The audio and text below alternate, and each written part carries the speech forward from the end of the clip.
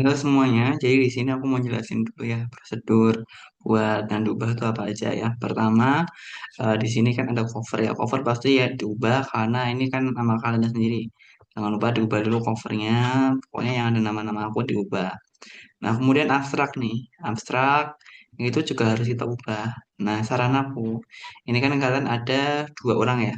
Nah, yang pertama si Mando sama si Ramdan. Nah, caranya ini kita kupas dulu, kemudian kita buka ChatGPT ya, ChatGPT. Nah, saya kasih prompt. Nah, si Mando mau pakai ini, promptnya ini, ubah ke ubah atau parafrase ke bahasa ke struktur lain.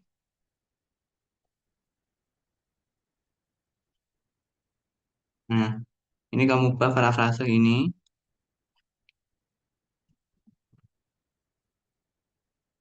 Nah, kan jadi seperti ini. Nah, sama nih. Ini pokoknya ini tuh harus 150 kata. Ini untuk abstrak. Itu untuk di panduan KPTA seperti itu. Nah, untuk kamu si Ramdan, nah karena kamu ya ini kamu juga ya ubah ke struktur bahasa lain. Cuma ini agak panjang untuk pemea dengan format akademik dan teknis. Ubah misalkan kalimat positif menjadi positif kalimat eh, aktif, hari kalimat aktif menjadi kalimat pasif dan sebaliknya. Nah, ini buat kamu nih, si Ramdan ini promptnya seperti ini. Nah, ini kamu lakukan di saat bawah-bawah. Nah, ini sama kan? Kalau itu kan beda nih. Kalau yang satu ini adalah industri minyak dan industri bumi. Nah, ini yang punyanya si Mando. Mando ini ya, ubah atau berapa ke suatu lain. Nih, ini si Mando. Kalau si Ramdan yang ini, ubah ke struktur bahasa lain dengan format akademik dan teknis. Ubah misalkan kalimat aktif menjadi kalimat pasif dan sebaliknya. Nah, ini kan agak beda nih.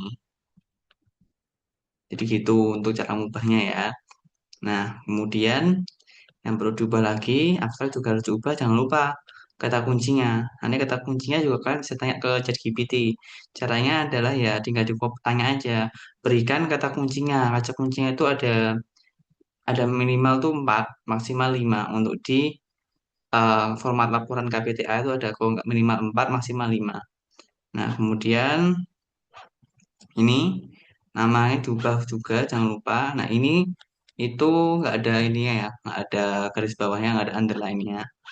Nah, kemudian bawahnya sama, diubah semua. Ini juga nggak ada underline-nya. Nah, ini sama, kata pengantar jangan usah diutak-utak, nggak usah diubah-ubah.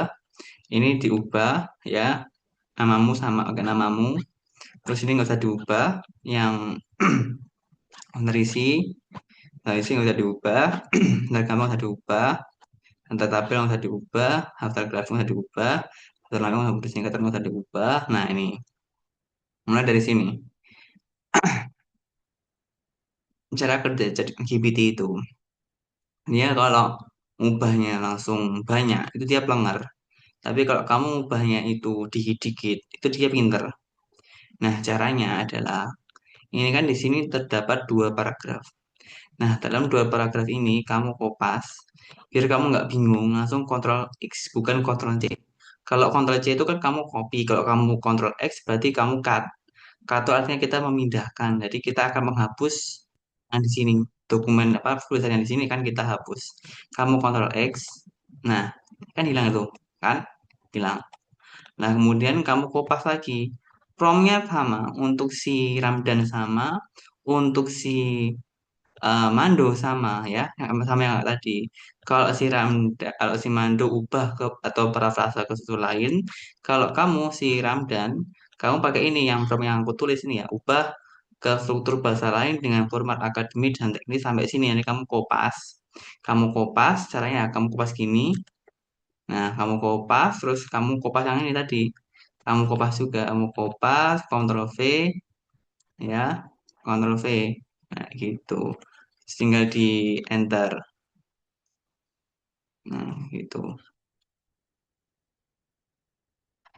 Nah, kan langsung rubah kalimatnya nih. Evaluasi formasi, Mahasiswa melakukan sebagai. Nah, ini kan beda. Nah, sama kan, sama tapi beda. Untuk intinya sama tapi dia untuk kalimatnya yang beda. Gitu. Oke, itu aja sih yang perlu aku sampaikan untuk cara ngubahnya. Ya, dia semuanya udah bener ini, tinggal di enter ke atas aja nih. Nah, enter ke atas, gitu, gitulah. Ya. Dengan enter ke atas aja. Pokoknya semuanya sama. Caranya kamu kopas nanti ya dua paragraf, kamu kopas Ctrl X. Terus ya jangan lupa nanti perhatikan ini ya. Jadi untuk penulisan ini aku mau sampaikan ya. Penulisan ini, penulisan mengenai kutipan. Jadi kutipan itu ditulis ya, ini adalah penulisnya siapa. Wijaya, misal ada dua penulis, berarti Wijaya dan Firmansyah. Itu koma, kasih koma di sini, kemudian tahun terbitnya, titik dua, ini dia halaman berapa. Misalnya di halaman 93, gitu. Nah, ini juga bisa penulisnya ada tiga, makanya pakai koma DKK. Titik dua, 84, berarti halaman 84. Sama seperti bawah. Pokoknya bacanya dikopas dua-dua dulu. Terima kasih.